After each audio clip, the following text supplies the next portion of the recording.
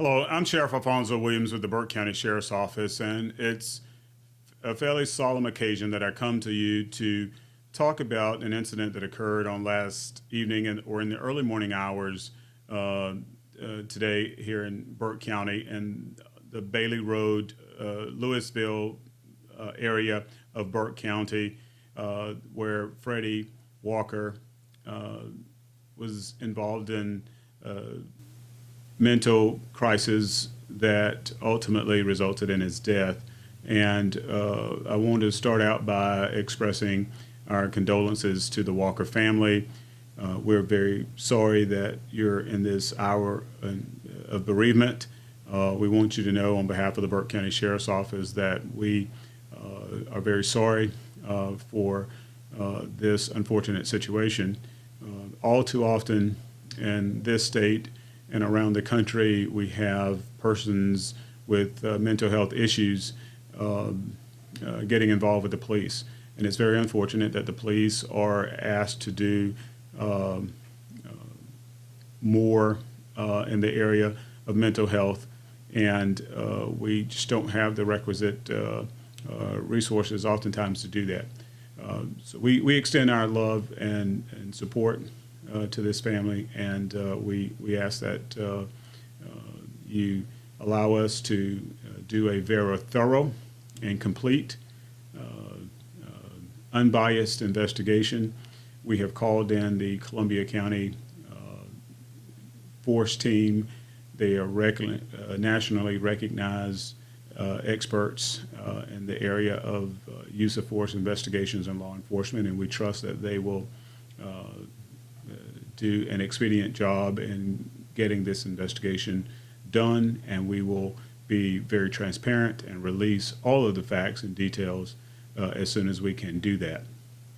On last evening, shortly before 11 p.m., the 911 received two calls from Freddie Walker's family members, two family members asking for help because he was acting erratic and being irrational, and they needed some help to get him to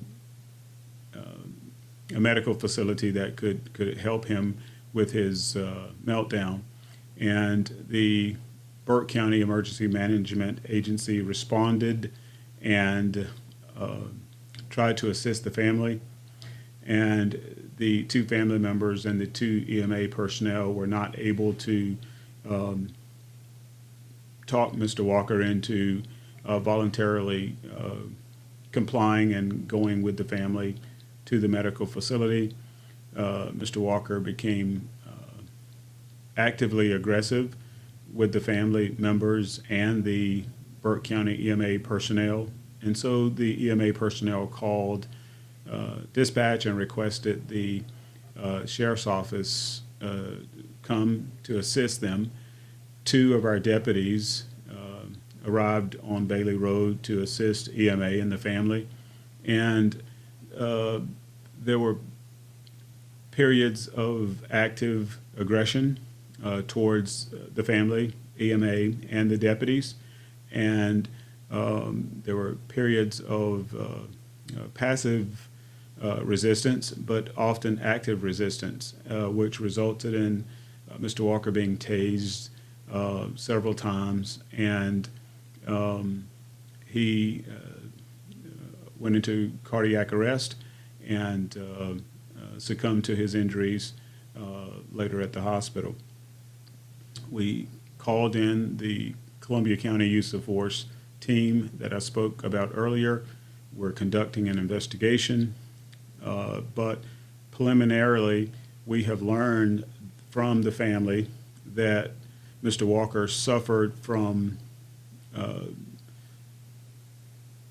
mental health issues for quite a number of years, that last night's episode was the worst they had seen him act out, that in years past there had been some involvement where they needed the assistance of EMA and or the sheriff's office, although our records show that last night was the first encounter we've had with Mr. Walker. So maybe under previous administration or previous reporting system prior to my administration, they may have had some involvement. Mr. Walker had held his brother in the home, in the living room, against his will for hours, and had threatened to keep his brother in that position until the next day, being today. The brother was able to escape, and he went down the road to get some help from his brother-in-law, who did come over to help deal with Mr. Walker. And after they could not deal with him successfully, they called for the EMA's assistance, who then later called for the sheriff's office assistance. And that's where we are. The taser was used. It's a non-lethal weapon. We do realize that people across the country have died after being tased, and usually there's some underlying medical condition.